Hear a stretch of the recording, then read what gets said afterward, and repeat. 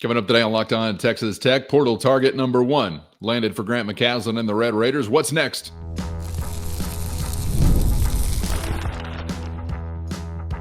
You are Locked On Texas Tech, your daily podcast on the Texas Tech Red Raiders. Part of the Locked On Podcast Network, your team every day. Great to be with you again on Locked On Texas Tech on the Locked On Podcast Network, your team every day, always free and available on YouTube or anywhere you get podcasts. And thanks as always for making us your first listen. Today's episode brought to you by Monarch Money. Take control of your finances with Monarch Money. Use our code LOCKEDONCollege at monarchmoney.com for 50% off your first year with the only Chris Level. I'm Casey Cowan. Chris, great to be back with you once again, kicking off another week, and we're doing it recapping an action-packed weekend. We'll get to some of the news from the Texas Tech camp over the last couple of days. Another addition has now been made in the form of Washington State transfer LeJuan Watts. You mentioned his name on an episode last week, and Chris Level doesn't just mention names. So you better be paying attention whenever a name is being mentioned.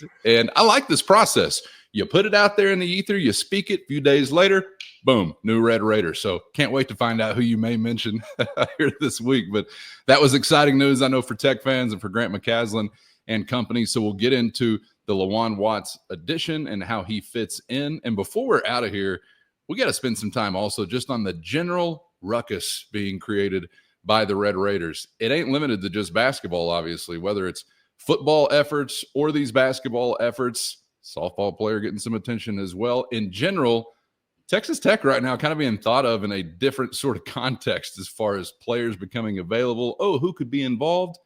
Yeah, let's put Texas Tech on the list, whether it's true or not. We'll explain more on that coming up in just a moment. But Chris, back to this edition, man. You talked about LeJuan Watts last week and some of those measurables, some of what he brings to the table. And I think a lot of that was in the context of considering what shoes he might be filling, right? As we're talking about similarities with some players from last year's team.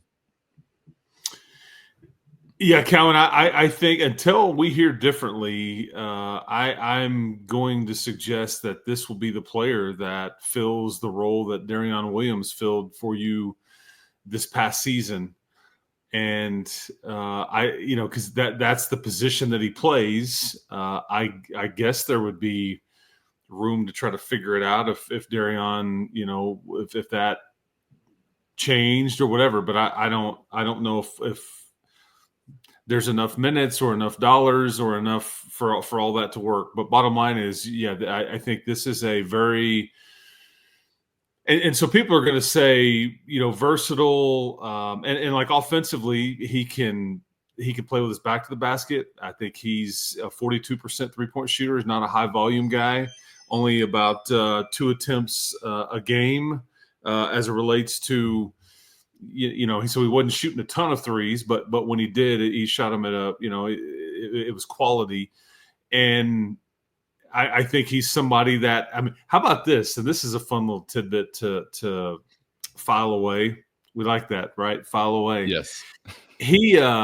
So there was already some guys for Washington State that had entered the portal, and they played in this college basketball crown tournament that was in Vegas. And he actually played point guard for his team against Georgetown. I think went for like 22-8-5 or something like that. You're talking about Watts? Yes, I am. I didn't know that. Interesting. Yeah, that's right. And this was like 2 weeks ago. This was on the very last day of March, I believe.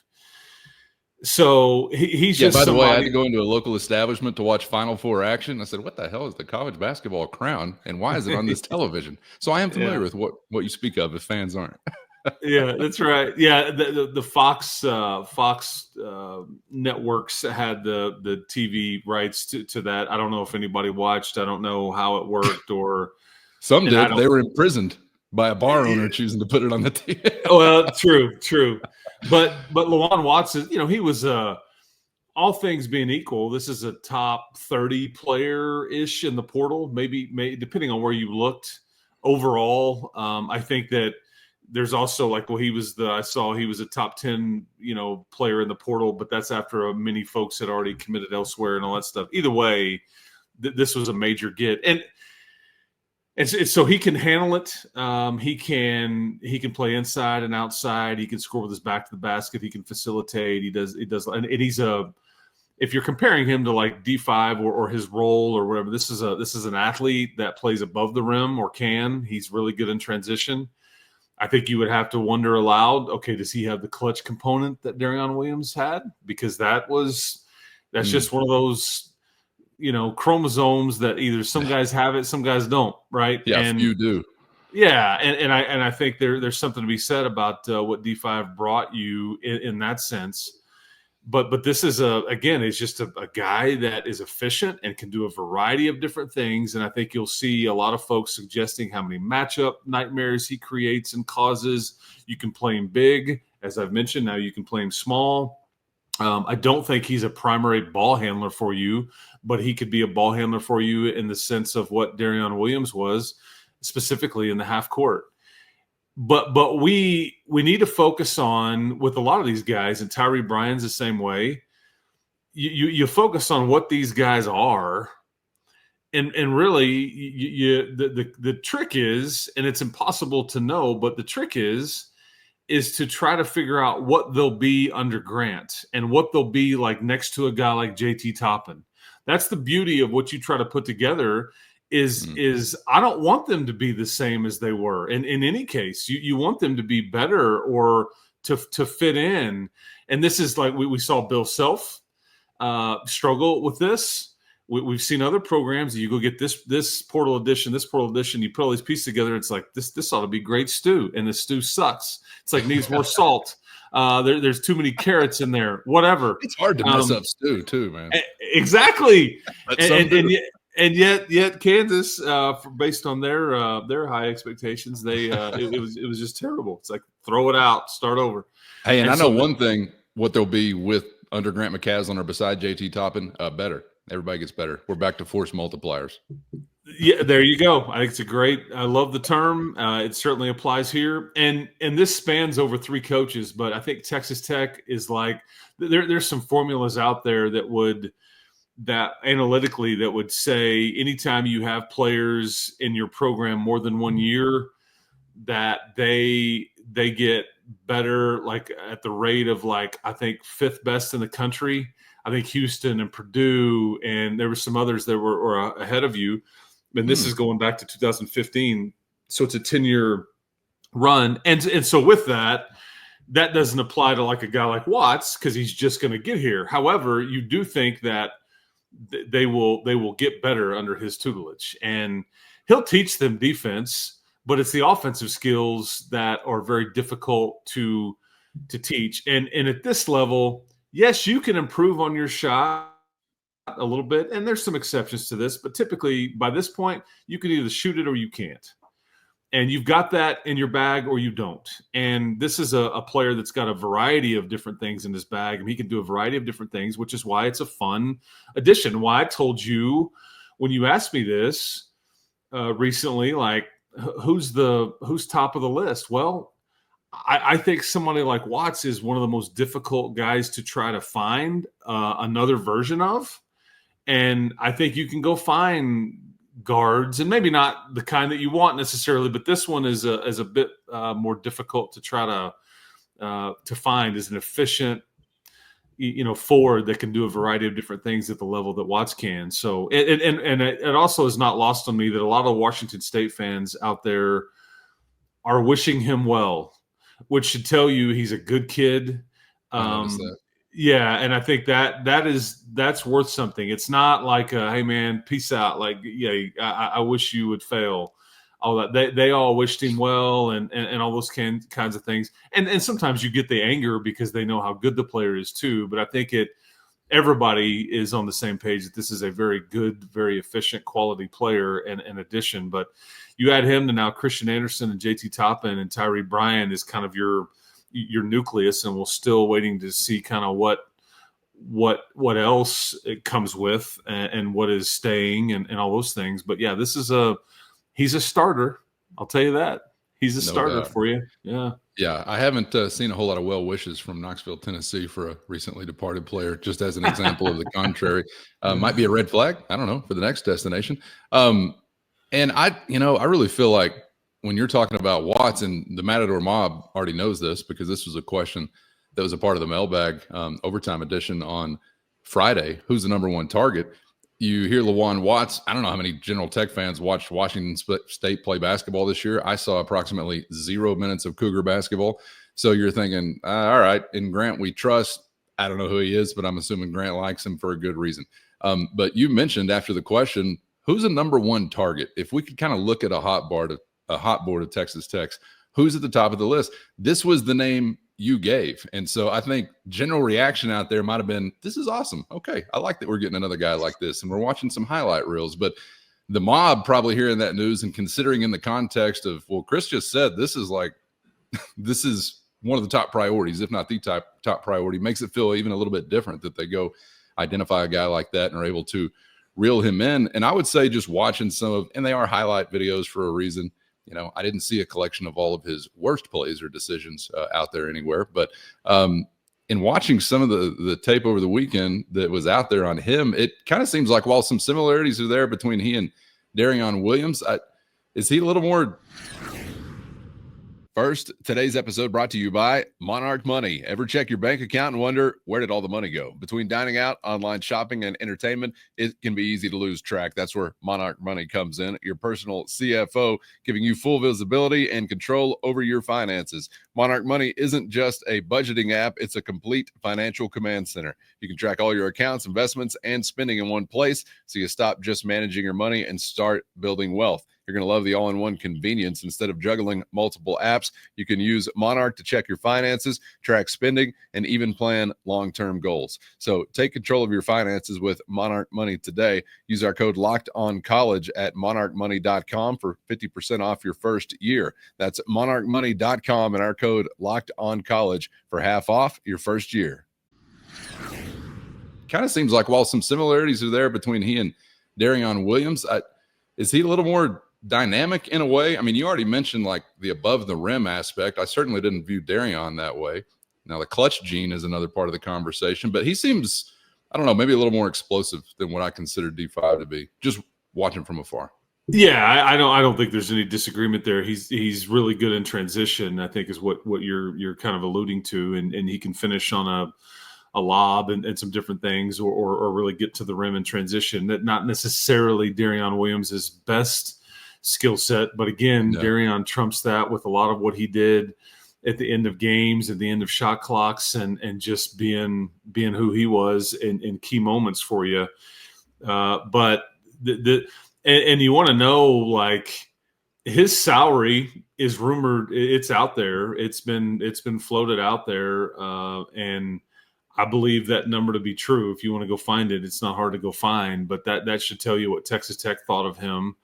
And others are going, they paid how much? Because the number is $1.75 million.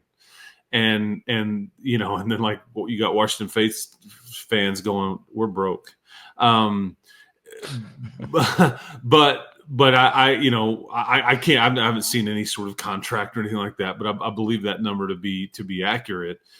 Somebody from the West Coast leaked that, and again, I'm assuming that's folks tied to Washington State or the agent or whatever, and there's reasons they would want to leak that out. I wouldn't think that Texas Tech would want that out there, but it's out there in more than one place, and that should tell you what Texas Tech thought of him on kind of how important he was to the machine that you're trying to put together here.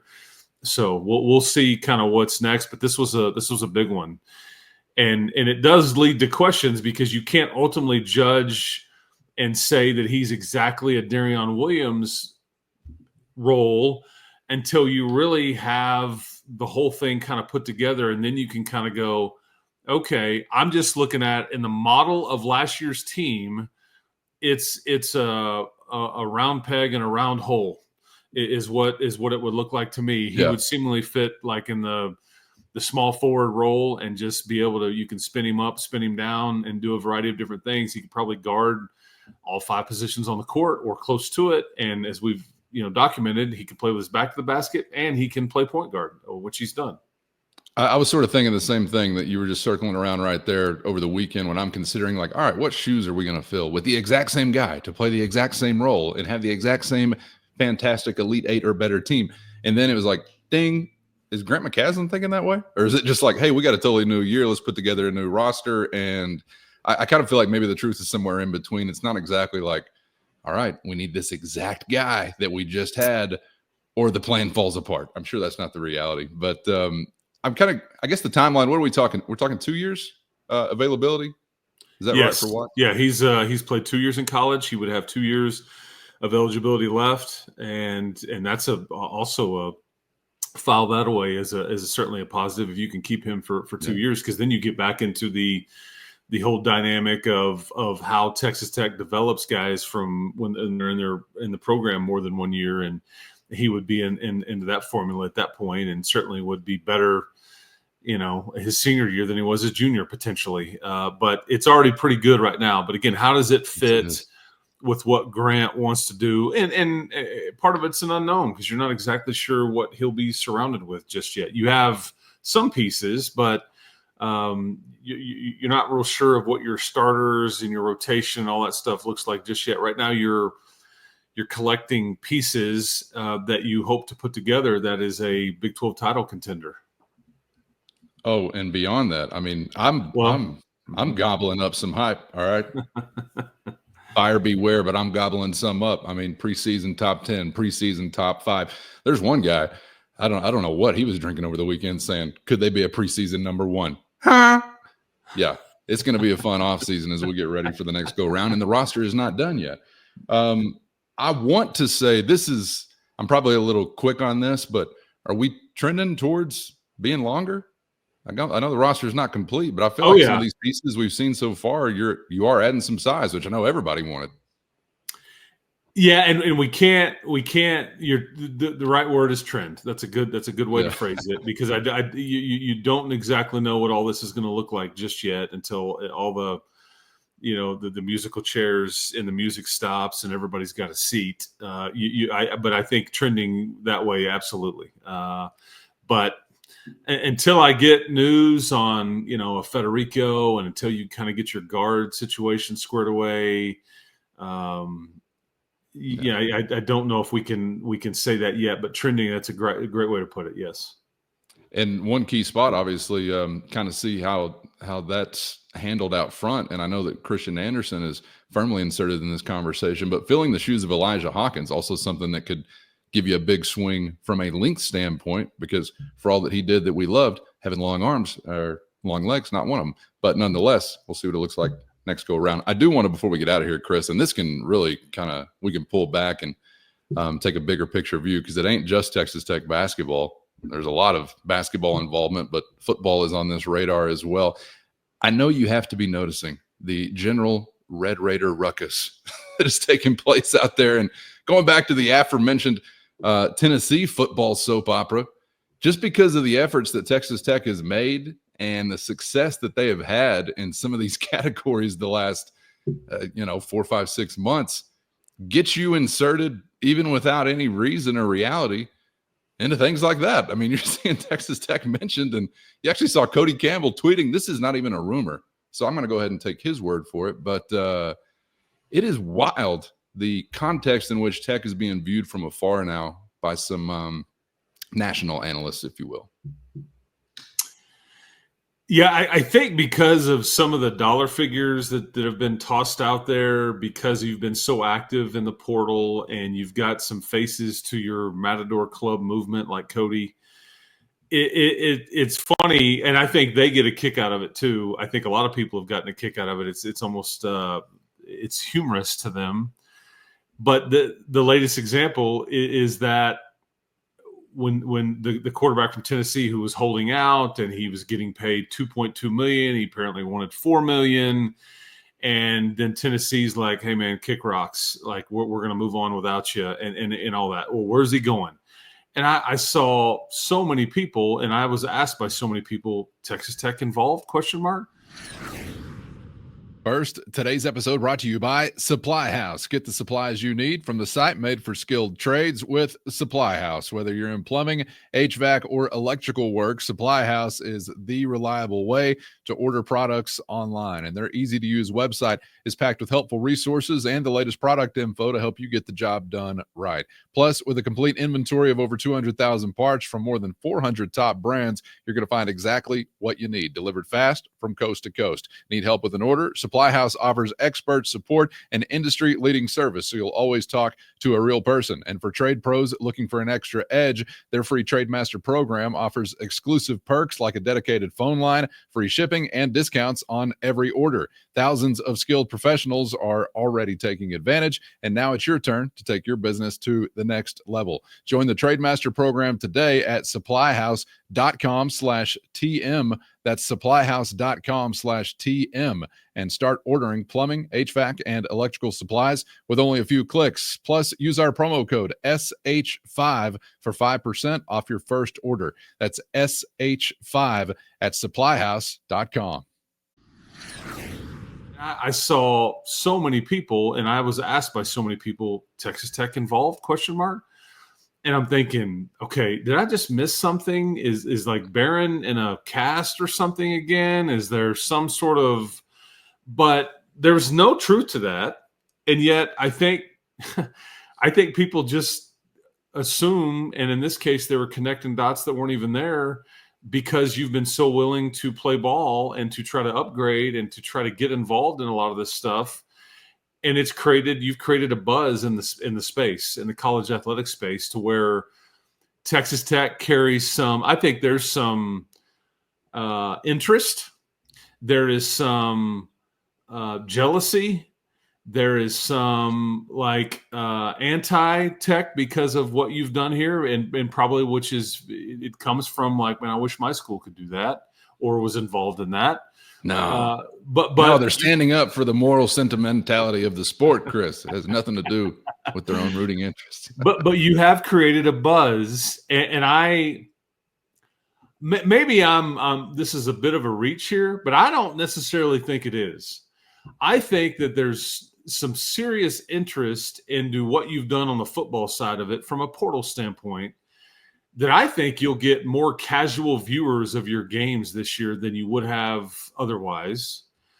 And even more so as the better you do, that is an obvious, but I think at the outset, there's going to be a lot more just interest in general into what you're doing on the gridiron, and which helps your brand. It helps and there'll be some that are tuning in to watch you try to fall on your face, to watch you come up short. Others will just be keenly interested and go, man, they're good. Whatever you want to pick from that theory on why. I do think there's a direct correlation into, and we'll see it, that there's more interest in your football program. And same could be said about hoops too, if some of this keeps going. But there's definitely a curiosity. And some keen interest in what you've done from a football standpoint, because people are going to be curious to see what it looks like. Okay, how much better are they? What does it really look like? I've read and I've seen prediction. They're being rumored for all these portal candidates. They're tampering. They're trying to get this guy even when they don't need him. They're overpaying. Whatever you're into, I do think it's created a bit of, because you're seeing BYU has kind of done the same thing. I think as one very influential Tech individual said to me the other day about this topic, and he has every right to say this, we're kind of the bully on the block, these days. And I cleaned that up a little bit, but that's I think they're getting a kick out of it. And you've kind of earned some street cred a little bit. And again, there'll be plenty of people rooting against you because of what you've done here. But I think there's also some folks that are just very interested and now aware of what you're doing and are going to pay attention to it for sure. No doubt. And I welcome them all to hate watch or love watch, whatever. That'd be great. And hopefully Texas Tech is successful in both competitive endeavors. And that means more people are saddling up to watch in general. But I think, at the end of the day, and by the way, for Texas Tech, it's just the beginning. I think a lot of people are going to be viewing all of this stuff like this next sports calendar year as like, well, it's do or die. Now we're shutting down the program if this doesn't work. It's just the beginning. I mean, good God. The University of Texas is piling up greenbacks for 150 years over and over and over again. So it's just the beginning. But we would like some success right out of the gate. That'd be great.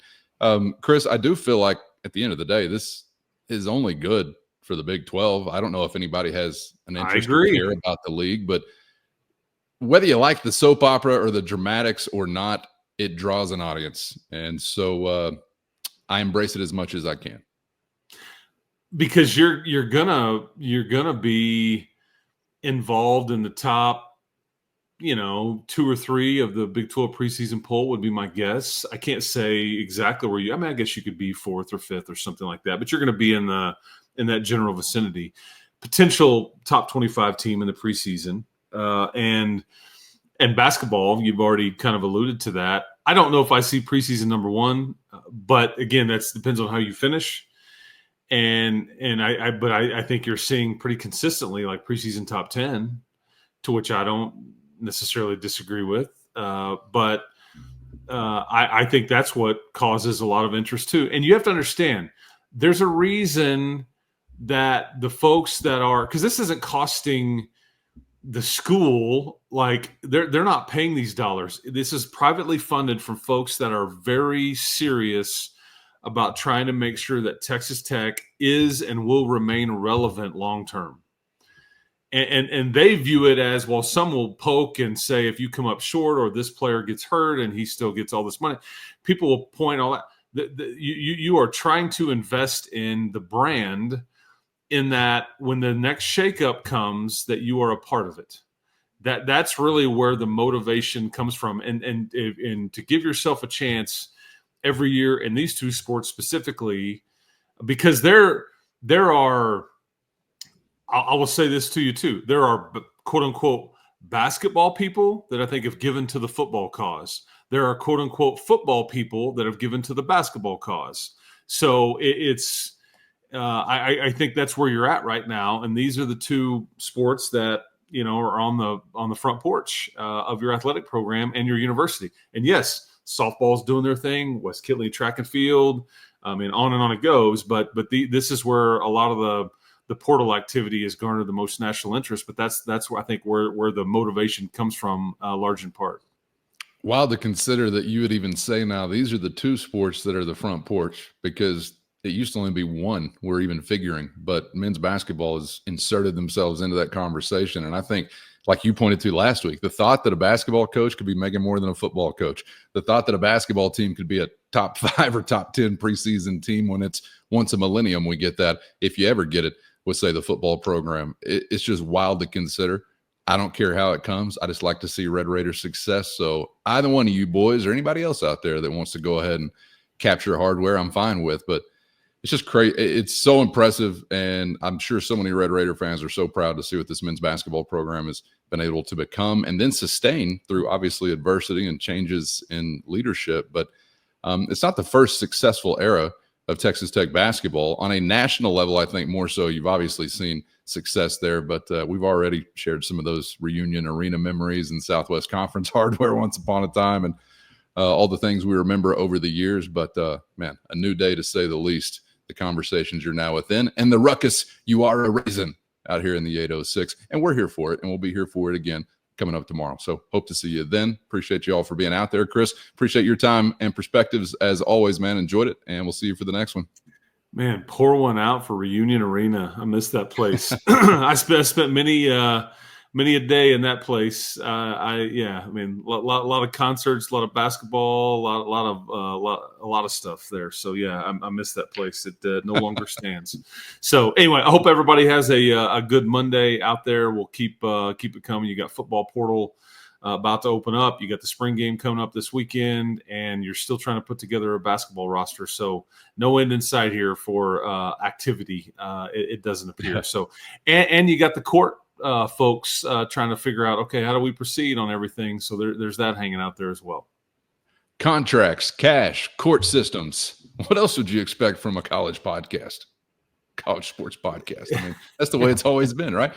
We got plenty of things still to come, obviously, this week. So it's a great reminder to get subscribed on YouTube or anywhere you get podcasts so you never miss an episode. Thanks to the everydayers for always being out there, and shout out to the Matador mob for being there as well. An electric weekend within the largest, zaniest, wildest text group I've ever been a part of. And I only want to mute a few of you, not all of you. That's usually the way it goes in the text group, but I'm going to keep you there. Anyway, appreciate you being out there. Hit the show notes, find a link to a free 14-day trial if you're interested in joining that outlaw crew. It's your direct line to Chris and myself with one-on-one text sent straight to your phone. For Chris, I'm Casey. Thanks as always for the time, and we hope to see you back for the next round on Locked On Texas Tech.